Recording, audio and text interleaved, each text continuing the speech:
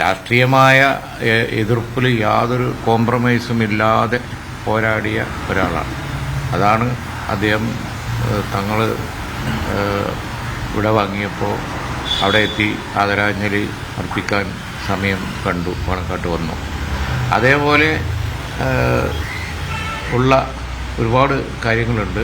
പക്ഷേ ഇവിടെ തങ്ങൾ പറഞ്ഞതുപോലെ തൻ്റേതായ രീതിയിൽ അദ്ദേഹത്തിൻ്റേതായ ഒരു ശൈലി ഉണ്ടായിരുന്നു.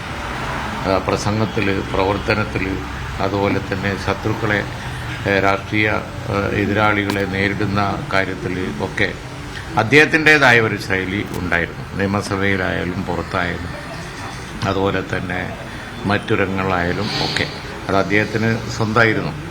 ആ ശൈലി അദ്ദേഹത്തിൻ്റെ അനുയായികളെ സംബന്ധിച്ചിടത്തോളം വലിയ ഹരമായിരുന്നു.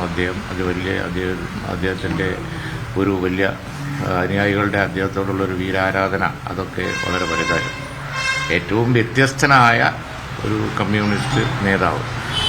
ഈ പ്രാഥമിക കാലത്ത്, അതായത് ആദ്യകാലത്ത് ഒരു തൊഴിലാളിയായി വർക്ക് ചെയ്യുമ്പോൾ ഉണ്ടായിരുന്ന ആ കമ്മ്യൂണിസ്റ്റ് ആശയാദർശങ്ങൾ അതേപടി മുഖ്യമന്ത്രിയായിട്ട് വരെ ഒരേപോലെ കാത്തു സൂക്ഷിച്ചു പോകുന്ന, വളരെ ആ കാര്യത്തിൽ ആദർശനിഷ്ഠ പുലർത്തിയ ഒരാൾ എന്നുള്ള നിലക്കാണ് അദ്ദേഹം അറിയപ്പെടുന്നത്.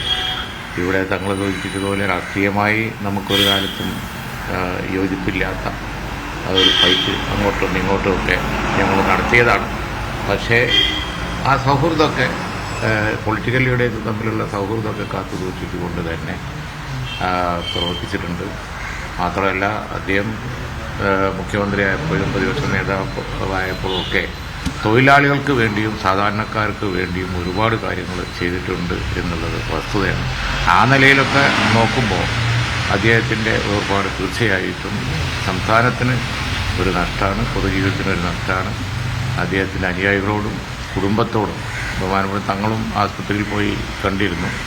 അതേപോലെ തന്നെ ഞങ്ങളൊക്കെ പോയിരുന്നു.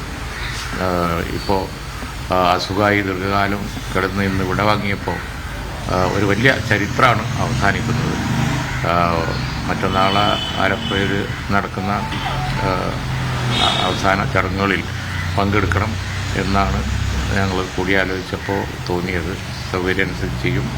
എന്തായാലും ശരി, സംസ്ഥാനത്തിനും ജനങ്ങൾക്കും അതിൻ്റെ കുടുംബത്തിനും ഉള്ള ഈ വലിയ നഷ്ടത്തിൽ നമ്മൾ പങ്കുചേർന്ന് ദുഃഖം അറിയിക്കുക. ഈ നിയമസഭയിലൊക്കെ സമകാലികനായിരുന്നു, ദീർഘകാലം സമകാലികരായി നേരിട്ടുള്ള ഒരുപാട് സംസ്ഥാനങ്ങളൊക്കെ ശ്രദ്ധിക്കപ്പെട്ട സംസ്ഥാനങ്ങളൊക്കെ ഉണ്ടായിരുന്നു.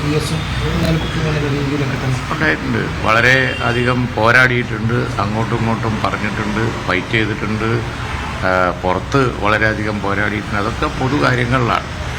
എന്നാൽ അതിനപ്പുറം ഞാൻ ഇഫ്താറൊക്കെ വെച്ച സമയത്ത് അതിന് മധുരം ചെയ്തിട്ടുണ്ട്. അങ്ങനെ നല്ല കാലം ഉണ്ടായിരുന്നു, നല്ല ഫൈറ്റ് നടത്തിയ കാലം ഉണ്ടായിരുന്നു. അതൊക്കെ ഇപ്പോൾ ചരിത്രത്തിൻ്റെ ഭാഗമായി.